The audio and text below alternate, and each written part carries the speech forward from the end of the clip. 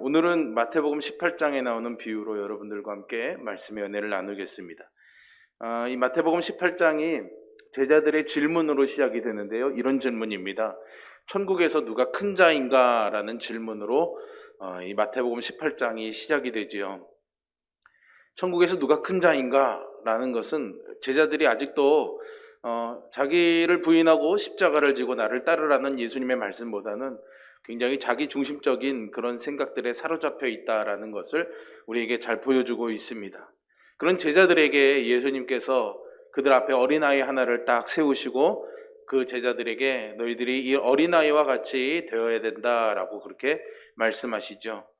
여러분, 이 어린아이라는 것이 사실은 어떻게 보면 그냥 아이의 그런 순수한 마음을 이야기하시는 것이기도 하지만 이 18장에 있는 내용들을 전체적으로 이렇게 살펴보면은 사실은 그 당시에 어린아이들이 사회적으로 어떤 좀 존중을 받지 못하고 대우받지 못하고 좀 그냥 보잘것없는 존재로 여겨지던 그런 사회적인 신분을 예수님이 드러내신 것으로 우리가 좀 이해해야 될 필요가 있습니다.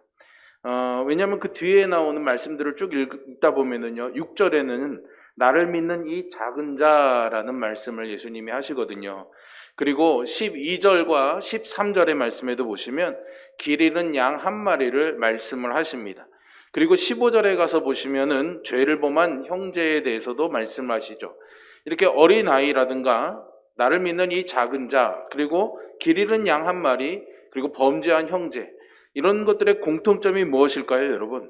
세상적인 기준으로는 좀 보잘것없고 또 낮고 천한 존재라고 할 수 있겠죠. 그런데 하나님께서는 그들이 하나님 안에서는 존귀한 자다라는 것을 은연중에 지금 드러내고 계시는 겁니다. 이것이 우리가 오늘 읽고 있는 비유의 배경이고 전제라는 것을 우리가 기억해야 됩니다. 즉, 모든 이들이 정말 우리 눈에는 보이기에는 보잘것없고 그렇게 중요해 보이지 않는 그런 존재일지라도 다 하나님 안에서 하나님의 자녀이고 우리의 형제이고 자매이다, 하나님의 존귀한 자녀다라는 관점이 우리가 읽은 비유를 관통하고 있습니다. 아무리 보잘것없고 하찮아 보여도 말이죠, 이 예수님의 말씀을 듣고 있던 베드로가 제자들을 대표해서 오늘 우리가 읽은 본문 가장 처음에서 예수님에게 이렇게 질문하지요. 주여, 형제가 내게 죄를 범하면 몇 번이나 용서해 주겠습니까? 7번까지 하면 되겠습니까? 라고 묻습니다. 이 질문을 할 때 여러분, 베드로의 얼굴이 한번 상상이 되십니까? 저는 대충 이런 얼굴일 것 같습니다. 선생님 보세요. 나는요, 사람들을 7번이나 용서할 마음의 준비가 되어 있습니다. 뭔가 좀 자신이 아주 좀 대단한 것 같은, 그죠? 큰 마음의 결심을 한 것 같은 그런 의기양양한 마음이 그 표정에서 아마 드러났을 것입니다. 왜냐하면 예수님께서 그 앞에서 이렇게 어린아이라든가 믿음이 작은 자들이라든가 길 잃은 양, 범죄한 형제와 같은 그런 이들의 존귀함을 강조하셨으니까 그들 중에 하나가 내게 잘못을 한다고 해도 7번까지도 용서해 줄 의향이 있다라고 그렇게 말을 한 것이죠. 이 당시에 유대인의 율법들에는 랍비의 가르침이 있었습니다. 랍비의 가르침이라는 것은 이런 겁니다, 여러분. 십계명에서 내 부모를 공경하라 이렇게 되어 있죠. 그런데 막상 부모 공경이 과연 무엇이냐라는 문제에서 삶에서 여러 가지가 부딪히는 겁니다. 몇 번을 부모님을 만나봐야 되는 건지, 부모님을 어떻게 공경하는지가 잘하는 건지, 이런 문제들이 있잖아요. 그래서 랍비들이 그러면 일주일에 한 번은 꼭 부모님을 모시고 식사를 하거라. 예를 들자면은요, 그런 일주일에 용돈은 한 달에 몇만 원, 몇십만 원을 드려라. 그런 여러 가지 규칙들을 이제 랍비들이 가르쳐 주죠. 그게 이제 바로 소위 랍비의 가르침이었고, 그런 것들이 이제 유대인들에게는 어느 정도 이제 규칙화되어 있는 상태였죠. 그 랍비의 가르침에 의하면 최대한 3번까지만 용서해 주라 이렇게 가르쳐 줍니다. 몇 번이요, 여러분? 3번. 이 말을 뒤집어서 생각해 보면은요, 이게 사소한 문제들이 아니라 우리 인생에 있어서 정말 중요한 문제들이 부딪혔을 때 사실은 사람들이 3번도 용서해 주기가 쉽지 않다라는 것을 의미하는 것이기도 하죠. 그런데요, 베드로는 이 가르침을 적용해서 뭐라고 말합니까? 자기는 7번이나 무려 랍비들의 가르침을 2배 이상이나 용서해 주겠다라고 그렇게 말한 거죠. 그러면 여러분들은 어떻습니까? 이 문제를 나에게 한번 적용해 보겠습니다. 여러분들에게 이런 질문을 합니다. 여러분, 만약에 여러분들의 마음에 정말로 용서 못할 일이 전혀 없는지 한번 묻고 싶습니다. 여러분들에게 나 이건 정말 이해할 수가 없어. 저 사람 어떻게 저래? 라고 말하는 것이 이만큼도 없냐라는 질문이죠. 사실 그것이 대단한 것이든 사소한 것이든지 간에요. 누구나 눈에 정말 흙이 들어와도 용서 못할 일이 한두 가지씩은 다 있는 거 아닐까요, 여러분? 아닌 것처럼 저를 이렇게 쳐다보고 계십니까? 다 있으시잖아요. 그죠? 용서 못할 일들이. 이렇게 보면은 용서를 한다는 것, 어떤 일이나 누군가를 용서한다는 것이 사실은 그렇게 말처럼 오늘 이 말씀에 순종하기처럼 그렇게 쉬운 일은 아닌 것 같습니다. 평생을 살아가면서 단 3번도 용서하는 것이 쉽지 않으니까 랍비들은 3번까지 용서해줘야 된다라고 그렇게 말했겠죠. 그러니 베드로가 제안한 7번의 용서는 사실은 굉장히 대단한 결단이요 결심이다라고 말할 수가 있겠습니다. 예수님이 칭찬해 주실 만하겠죠. 그런데요, 예수님의 대답이 뜻밖입니다. 22절에 보실까요? 내게 이르노니 7번뿐 아니라 7번을 70번까지도 해라 라고 말씀하십니다. 아마 제자들이 아마 이렇게 아연실색하지 않았을까 생각됩니다. 7번을 70번까지도 용서하라는 이 490번의 용서를 말씀하신 것은 단지 그런 숫자적인 490번이 아니라 7번과 70번 완전수로서의 7을 2번이나 중복해서 말씀하심으로 인해서 이 용서가 끊임없이 반복되어져야 된다는, 무제한의 용서가 되어져야 된다는 것을 예수님이 강조하신 것입니다. 이런 제자들을 보시면서 예수님께서 이 무제한의 용서를 좀 더 어떻게 잘 이해시킬 수 있을까? 비유로 가르쳐 주신 거죠. 여러분, 이 비유는 천국에 속한 사람들에게 있어서 용서란 것이 어떤 의미와 어떤 가치를 가지는지를 보여주는 이야기입니다. 여러분, 주의해서 우리가 오해하지 말고 들으셔야 될 것은 제가 여러분들에게 무조건 다 용서해 주어라 라는 이 교훈을 붙잡고 말씀드리는 게 아니라는 겁니다. 천국에 속한 우리들에게 이 용서의 의미와 가치가 무엇인지를 말하는 것이라는 거죠. 예수님께서는요, 오늘 본문의 비유를 시작하면서 천국은 그 종들과 결산하려는 어떤 임금과 같다라고 말하면서 다른 천국 비유와 같은 방식으로 이 비유를 시작합니다. 한 가지 제가 더 말씀드리고 넘어갈 것은 이 천국은 분명히 하나님 나라, 우리가 장차 가게 될 그 하나님의 나라에 대한 이야기이기도 하지만 오늘 우리에게 있는 하나님의 나라도 말하고 있는 것을 말씀드리고 싶습니다. 오늘 우리에게 있는 하나님의 나라는 어디 있습니까? 우리의 마음에 있는 거죠. 우리 마음에, 우리 영혼에 있는 겁니다. 그러니 이 천국 비유는 하나님의 나라에 대한 어떤 그림을 그려나갈 때 거기에는 반드시 우리의 마음에 있는 하나님의 나라도 있다라는 것을, 즉 우리의 마음에, 우리의 영혼에 대한 이야기라는 것을 여러분들이 잘 기억하셔야지 됩니다. 그러니까 천국에 들어가기 위해서 뭘 해야 된다라는 의미가 아니라 이미 우리 안에 예수님을 믿음으로 인해서 하나님의 임재와 통치가 있기 때문에 우리 마음 안에서 시작되는 하나님의 나라, 그 하나님의 나라가 하나님의 나라 되어지기 위해서 하나님께서 우리 안에 하고 싶어하는 일들이 이런 것이라는 것을 여러분들이 잘 기억하셨으면 좋겠습니다. 여기서 종들이라고 나오죠. 근데 이 종들은 우리가 아는 어떤 노예가 아니라요, 왕의 종들입니다. 왕의 종들이면 누굴까요, 여러분? 왕의 신하들이겠죠. 그러니까 당시 어떤 신분, 지위를 갖고 있던 왕의 신하들, 고관 대작들을 의미하는 것이죠. 임금이 결산해야 되는 이 신하들 중에서요, 10,000달란트 빚진 자가 하나 등장하게 되죠. 제자들은 아마 이 예수님의 표현에서 깜짝 놀랐을 것입니다.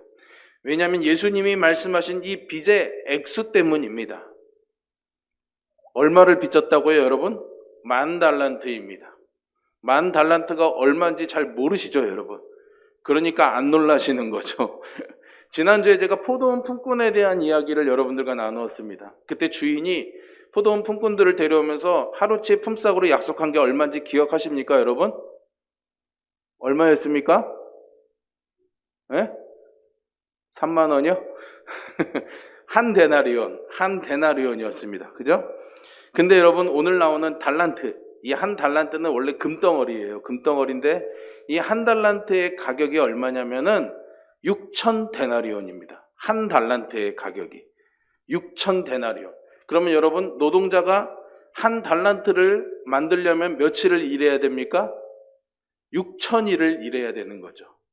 그럼 1년에 365일이니까 다 떼고 300일이라 생각하고 6천일을 일하려면 20년 이상을 20년 정도를 일해야 되는 거죠. 한 18년에서 20년을 일해야 되는 품삯이 한 달입니다. 한 달란트입니다, 여러분.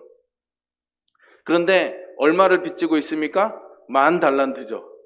그러니까 6천일을 일하는 것에 곱하기 6천만 데나리온이 필요한 겁니다. 6천만일.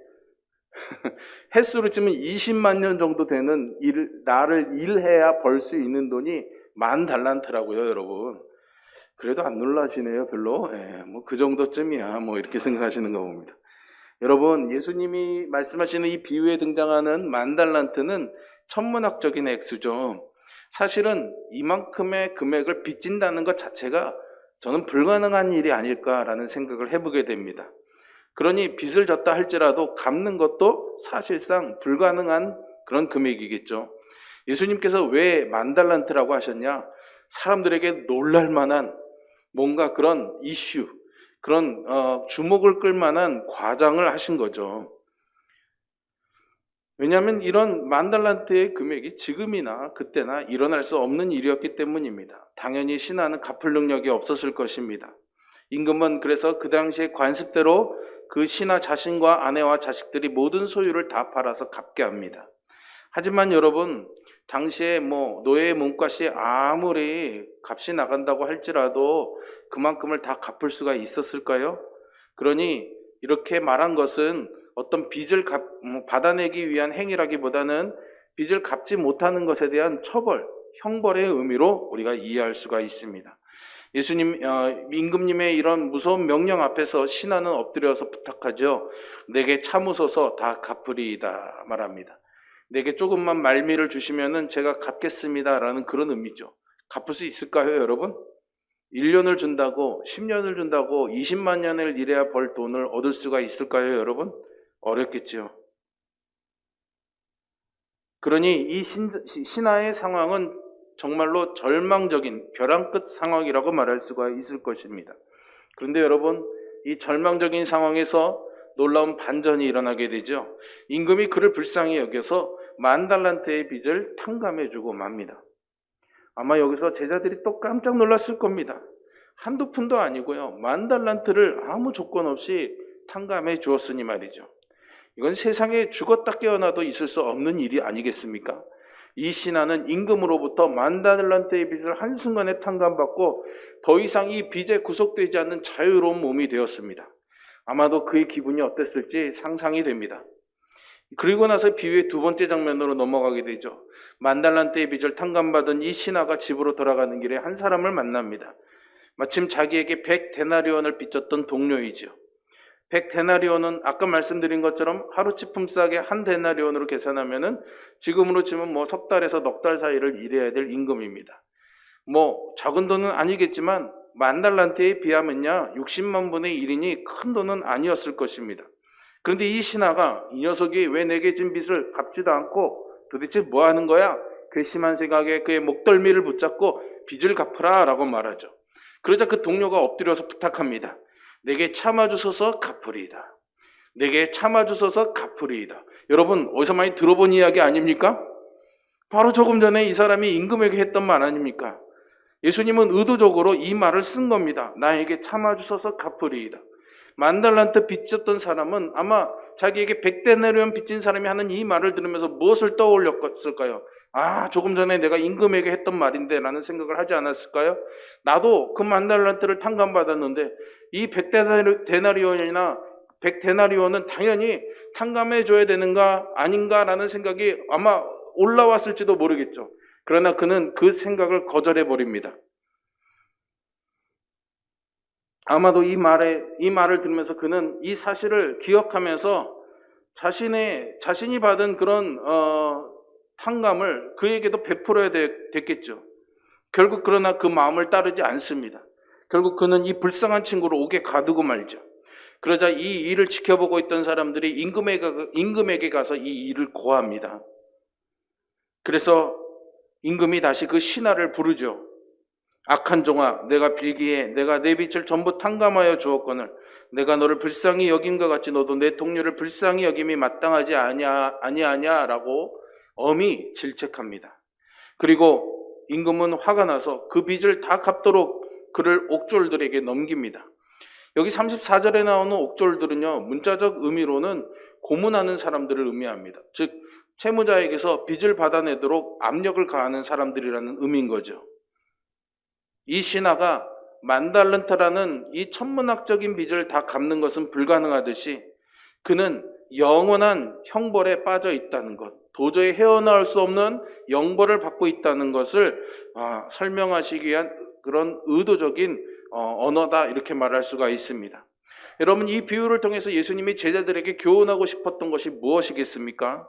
그것은 아주 분명합니다. 왜냐하면 예수님께서 이 비유의 마지막에 결론과 같은 말씀을 하시기 때문이거든요.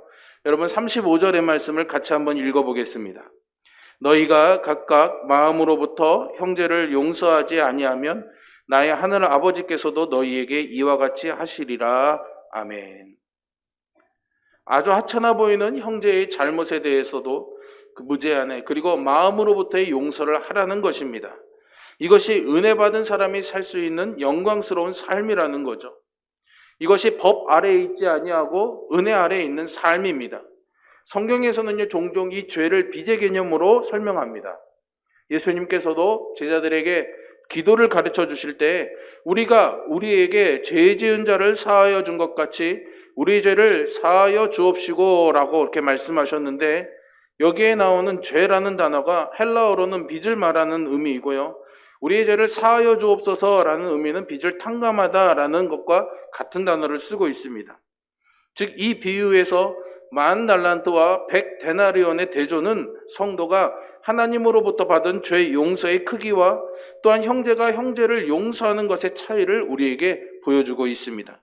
그러므로 우리가 이 비유에서 주목해 봐야 될 것은 10,000달란트의 은혜인 것이죠. 이 만이라는 숫자는 당시의 수를 세는 개념의 마지막이었습니다. 그 이상을 표현할 방법이 없었죠. 또한 달란트도 그 당시의 화폐 단위로서는 가장 최고의 단위였습니다. 그러니 예수님께서는 말로 표현할 수 있는 최고의 액수를 지금 말씀하고 계시는 겁니다. 이 10,000달란트는 그래서 인간의 절망적인 상태를 설명해 주고 있습니다. 10,000달란트는 인간이 영광의 하나님을 향해서 범한 죄의 크기를, 그리고 그 죄를 갚을 길 없는 우리의 무능함을 보여주고 있는 것이죠. 그 죄의 빚을 진 인생은 답이 없고 길이 없는 절망 그 자체인 것입니다.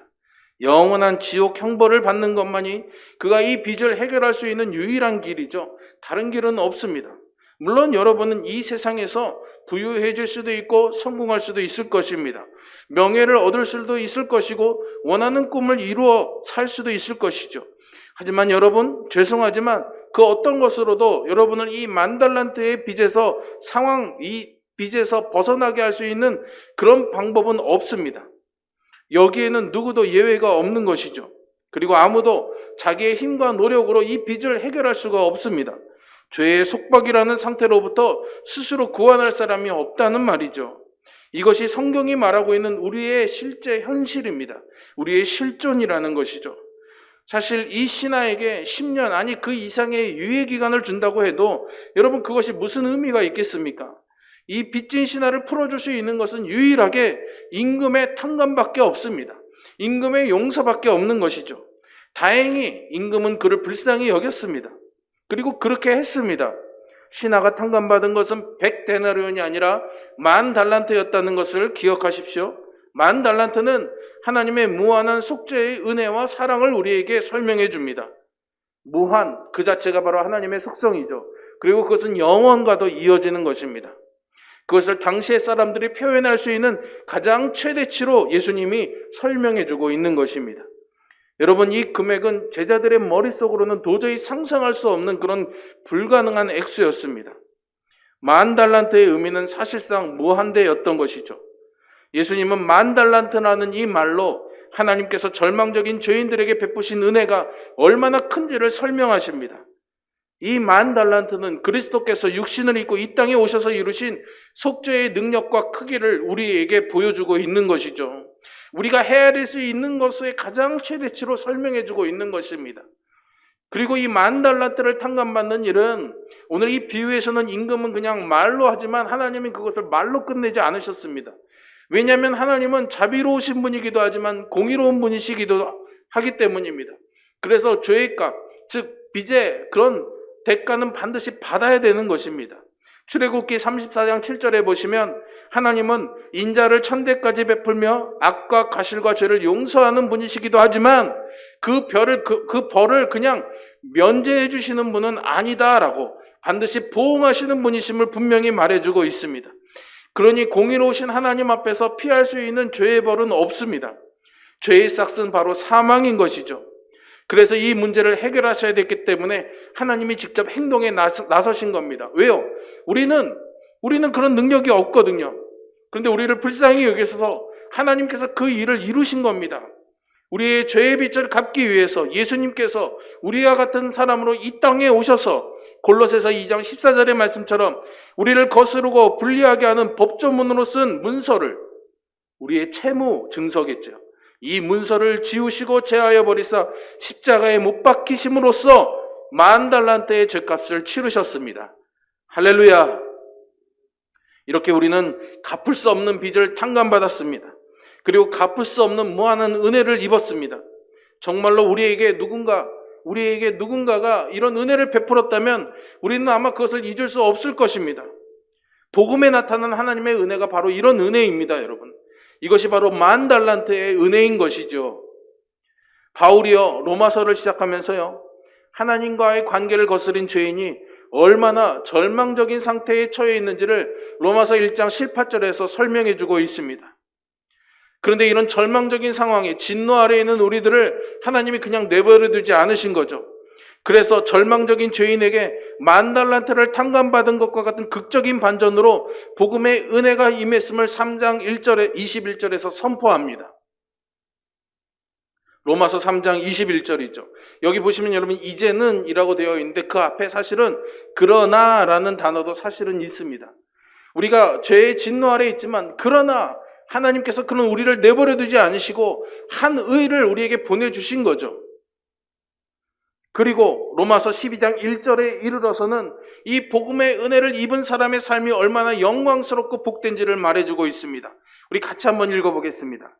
그러므로 형제들아 내가 하나님의 모든 자비하심으로 너희를 권하노니 너희 몸을 하나님이 기뻐하시는 거룩한 산 제물로 드리라. 이는 너희가 드릴 영적 예배니라. 아멘. 여러분, 우리가 하나님을 예배하는 존재가 된 겁니다. 하나님 앞에서 진노받을 수밖에 없는, 벌받을 수밖에 없는 우리들이었는데 그런 우리를 하나님을 예배하는 존재로, 하나님을 섬기는 존재로 바꿔놓으신 겁니다. 그 빚을 탕감하심으로. 여러분, 하나님은 지존하신 하나님인 줄로 믿습니다. 지존하시다는 게 무슨 의미입니까? 그 위에 아무것도 없다는 의미입니다. 가장 높으신 분이라는 거죠. 여러분들이 만약에 세상에서 가장 높은 그분과 가까운 사이로 또 그분과 함께하는, 또 그분을 위해서 일할 수 있는 그런 삶을 살 수 있다면 그게 얼마나 영광스럽습니까, 여러분? 그렇지 않습니까? 우리 교회, 우리 허필용 집사님이 군수님이시잖아요. 그렇게 친하지 않아도 우리 교인이라는 것만으로도 괜히 어깨가 펴지고 자부심이 생기는데 세상에 가장 높으신 분이 나와 함께 하시고 내가 그분을 섬길 수 있다는 것은 놀라운 영광 아니겠습니까? 우리가 예배자가 된다는 것이 그런 의미입니다.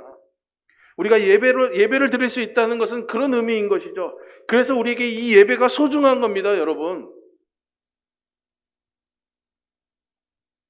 하고 싶은 얘기가 많지만 안 하겠습니다. 그럼 여러분들이 점심을 굶으셔야 될 것 같아요. 여러분, 우리가 예배하는 것, 그것은 우리에게 주신 놀라운 은혜요, 하나님의 영광인 줄로 믿으시기를 바랍니다. 그래서 로마서의 12장 이후의 부분은 우리가 그런 영광스러운 존재로 하나님이 바꿔놓으셨으니 이제 그 10,000달란트의 은혜를 받은 사람의 삶이 무엇인지를 설명해주고 그것이 얼마나 영광스러운지를 설명해주고 있죠. 그것이 오늘 이 비유의 핵심입니다, 여러분. 사람을 창조하신 하나님께서 우리로 하여금 그런 죄의 빛에 눌려서 사는 존재가 아니라 그렇게 하나님을 위해 살아가는, 하나님을 위해 예배하는 영광스러운 존재로 우리를 만들어 가십니다. 그래서 우리의 삶을 바꿔놓으시는 거죠. 그리고 우리의 삶을 그렇게 새롭게 하시고 바꾸시는 방법으로 삼으신 것이 바로 탕감, 은혜인 것입니다. 아무리 추하고 버려진 인생이라고 할지라도 이 10,000달란트의 은혜가 바꾸지 못할 사람은 없습니다. 하나님의 무한한 은혜와 사랑이 사람을 변화시키는 거죠. 저는 이것을 믿습니다. 신자의 삶은 자기가 받은 은혜와 영광의 크기를 점점 더 알아가는 겁니다.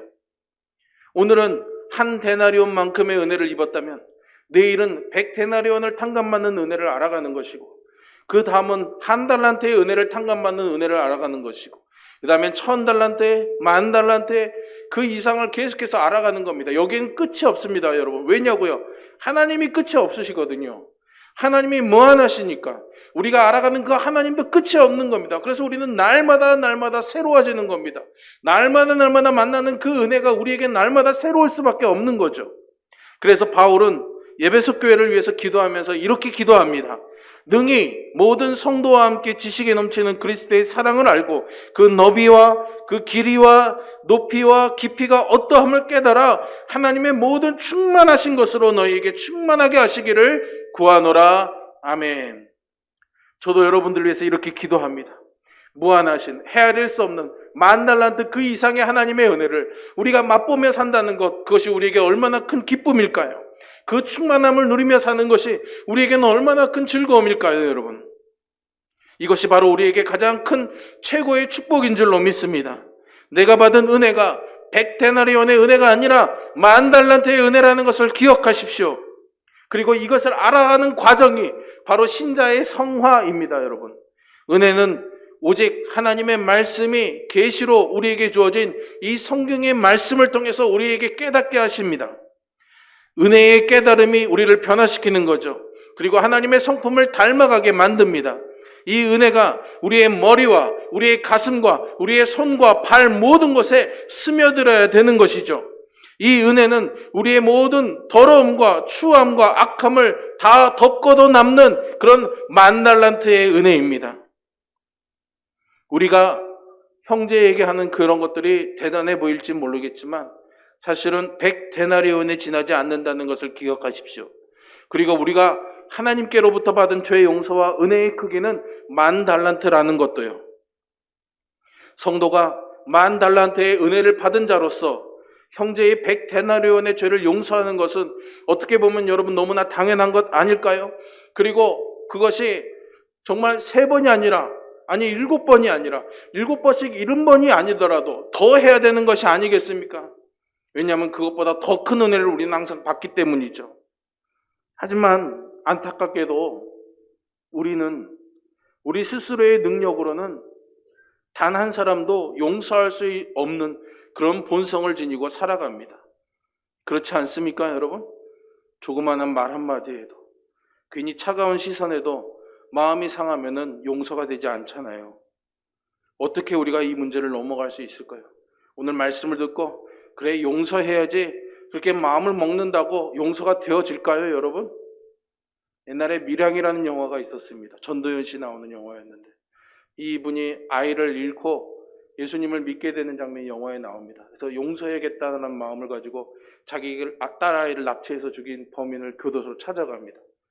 그 용서하겠다고 그러니까 이 범인이 너무나 태연하게 나는 하나님께 용서받았어 라고 말하니까 또다시 분노가 끓어오르죠. 그리고 하나님께 원망과 불평을 합니다. 여러분, 우리는 그런 존재입니다. 아무리 용서하겠다고 마음을 먹어도 우리 스스로의 힘으로는 할 수 없는 존재죠. 그럼 어떻게 할까요? 어떻게 해야 이 말씀을 따라갈 수 있을까요, 여러분? 100데나리온에 집중하면 거기에 매여 있을 수밖에 없습니다. 우리는 10,000달란트에 매여 있어야 됩니다. 하나님의 은혜에 붙잡혀 있어야 된다고요. 그래서 우리의 영혼이라는 이 저장고 안에 10,000달란트의 은혜가 채워져야 되는 겁니다, 여러분. 결국 채워지면 어떻게 될까요, 여러분? 넘쳐 흐르게 되겠죠. 저절로 넘쳐 흐르는 겁니다. 채우면 채울수록 결국 그 은혜는 넘쳐 흐르게 되어 있는 겁니다. 내가 안에서 굳이 퍼내지 않아도, 그것을 밖으로 흘려보내라고 뭘로 길어내지 않아도 채워지고 넘치면 자연스럽게 밖으로 흘러가게 되어 있는 거죠. 이게 비밀입니다, 여러분. 10,000달란트의 은혜를 우리가 누리는 거죠. 그러면 100데나리온의 용서는 우리 안에서 자연스럽게 이루어지고 그것은 주께서 하실 일인 줄로 믿습니다. 그리고 이런 은혜가 교회를 세워가는 겁니다, 여러분. 교회가 10,000달란트의 은혜를 입은 사람들의 공동체이기 때문이죠. 그리고 이것이 교회와 세상을 구별하게 하는 특징이 되어야 되는 것입니다. 10,000달란트의 은혜를 받은 사람들, 그래서 그 은혜로 100데나리온의 용서를 하고 또 하는 사람들이 교회를 세워가는 것입니다. 이것이 하나님께서 오늘날 교회를 세워가는 방식입니다, 여러분. 이것이 하나님이 우리 안에서 이루어가고 싶은 하나님의 나라인 거예요. 천국인 거죠. 이 비유가 천국에 관한 비유라는 걸 여러분 기억하시죠? 하나님이 우리 안에서 만들어가고 싶은 하나님의 나라가 이런 나라라는 거예요, 여러분. 우리 안에 당신께서 주시는 이 10,000달란트가 있다는 것을 알게 하시고 그것이 차고 넘쳐서 흘러가게 하셔서 서로가 서로를 용서하고 끌어안아 줌으로 해서 그 10,000달란트의 용서조차도 모르고 100데나리온에 매어 살아가는 불쌍한 저들이 이제는 그 100데나리온에 매어 살아가지 아니하고 10,000달란트의 하나님의 은혜 앞으로 나올 수 있도록 우리의 삶으로, 우리의 용서로, 우리의 사랑으로, 우리의 희생으로 그들에게 보여주면서 그들을 하나님 앞으로 데려오는 거죠. 그래서 우리 안에 하나님의 나라가 이루어지는 것입니다.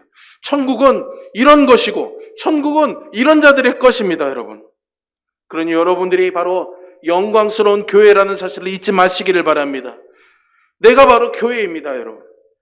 우리는 그래서 100데나리온에 목매어 살아가는 존재가 아니라 하나님께서 이미 예수 그리스도 안에서 이미입니다, 여러분. 이미 2000년 전에 태초에 이미 하나님께서 우리를 지으시면서 하나님께서 작정하셨던 예수 그리스도 안에서 우리에게 베푸신 이 10,000달란트의 은혜를 받은 존재라는 것을 우리는 붙잡고 살아야 됩니다.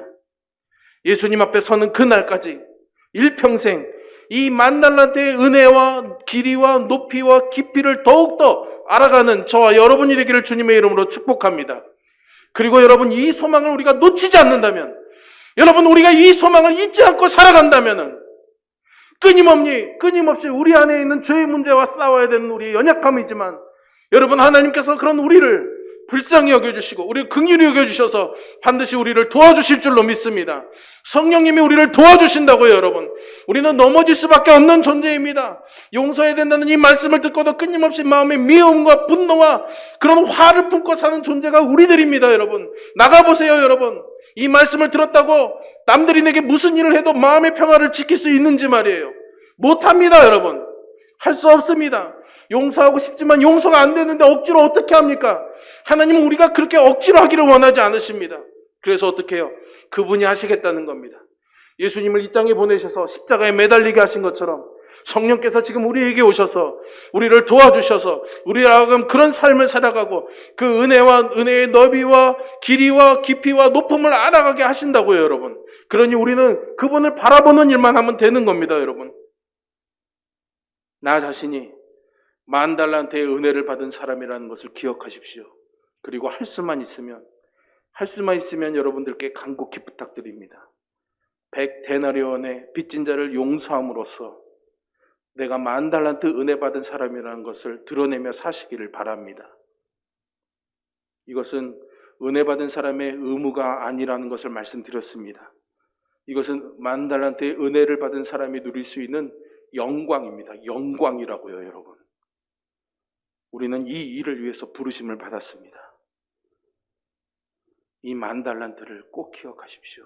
그리고 이 10,000달란트의 은혜를 입은 자만이 살 수 있는 영광스러운 삶을 사는 저와 여러분이 되기를 주님의 이름으로 축원합니다. 기도하겠습니다.